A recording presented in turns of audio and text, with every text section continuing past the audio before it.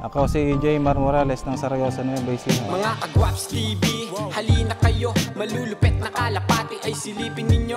Loop name, Sian Mirela. First overall ng South 2022 Grand Pooling. First overall South 2022 Pre-Pooling. Third overall BBPA, Honda TMX winner, Honda Click winner. South 2023 OB First overall champion, Honda Click winner, Super Set winner, Survivor winner, Javier Leyte Clacker, second Grand Pooling champion, third overall pre-pooling champion. Tara pa mga kalapatids at silipin natin ang loop flyer natin.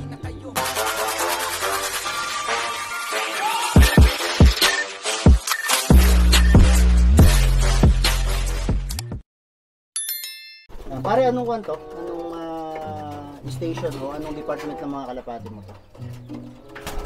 Winter section para to. Winter section. CLRPC Winter na. Winter 2024. So anong bloodline naman yan, pare? Ito pare, Basra Milucci ito. Isa to sa kapatid nung Katbalogang Clacker natin. Half na kapatid nung Clacker natin, Javier Leyte. Ito, kapatid din to noon, nung hawak ko kanina. Ay, bali ano yung kapatid na yan nung nag-first overall champion mo?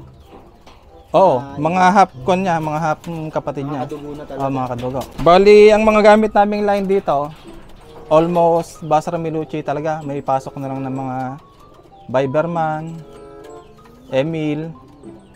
Doon lang, umiikot lang doon yung line namin. Pero talagang ang kanyo, ang talagang foundation na pinagsimulan, yung pinaka-baseline na magaling ka, yung Basra. Basra Milucci ni galing kay Insan Jason Mina. Shout out kay Insan Jason Mina.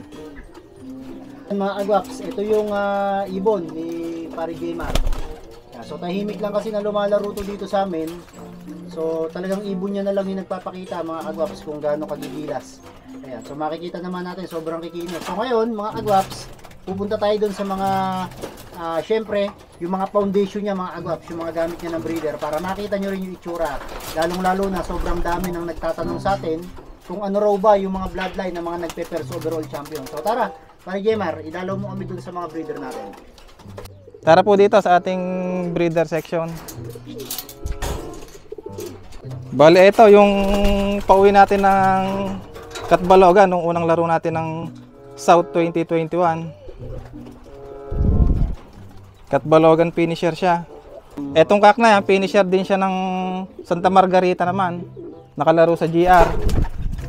Tapos itong kapares niya, ito yung ayan yung first achievement mo no. First achievement. Ayan. Tapos ito anak na nila to. Anak na nila yan. Ayos. Ilan lang yung mga kwan mo rito pare ko, yan oh, yung mga bloodline pero ilan lang. Matchatsaga. Ito pala, hindi ko nabanggit kanina, Victor Lim siya. Victor Lim Milucci. Oo. Milucci, ano yan, breed mo yan o galing pa rin kay Kwan yan, kay Bro Jason? Galing kay konta kay Insan Jason. Bali, itong ibon na to, ayun yung unang-unang nakuha namin sa kanya na nailaro namin ng South. Ito pa rin naman yung nanay nung nag-overall champion natin. Yan na yung foundation, ano? Oo. Basra Milucci siya. Bali, dito lahat nagmumula, lahat ng tumatawid natin ng dagat. Na-erase mo yan, na-ikarera mo? Hindi pare, nakuha natin to kay Insan Jason Mina. Talagang pang stock lang din niya. Pang breed na talaga. Pero naka-bandage siya ng kwan. TPFC, Camiguin Special Race. Bali ito, nagkuhan kasi sila. Yung mga ibang tumawid natin, eto yung tatay. Ng mga paklak natin ng Katbalogan Summer, eto yung tatay. Yung iba. Bali may paklak natin ng Katbalogan. Yung tatlo, anak nito, yung isa, anak nga no, nung Blue Bar, yung Emil. Pero sila, iisa yung pinagmulan nila na nanay, eto nga, Basra Milucci. Ito naman pare yung tatay ng nag-overall champion natin. Emil Duerd. Galing pare sa tropa natin sa Maynila. Shout out kala Tatay Limer, Tatay Kuya Dong, Rondina. Ito naman yung overall champion natin ng Old Bird. Paklak natin ng Javier Leyte. Nung first lap hanggang fourth lap, nasa mga pang 2,000, 1,000 siya sa clacking. Nung hanggang Albay, nung bali nung tumuwid ng dagat, Katbalogan Samar, napangko natin siya sa clacking. Pang 5 siya sa clacking.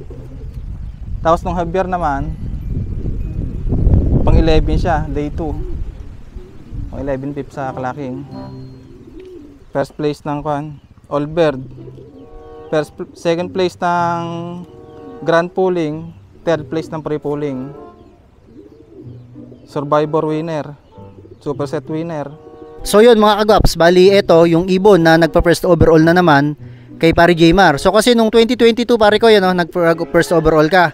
So sumunod sa South na naman, kaya sabi ko Mr. Consistent din to ng South mga kagwaps kasi nag-first overall na siya nung nakaraan and then nag-first overall na naman ngayon mga kagwaps. So yan yung ibon.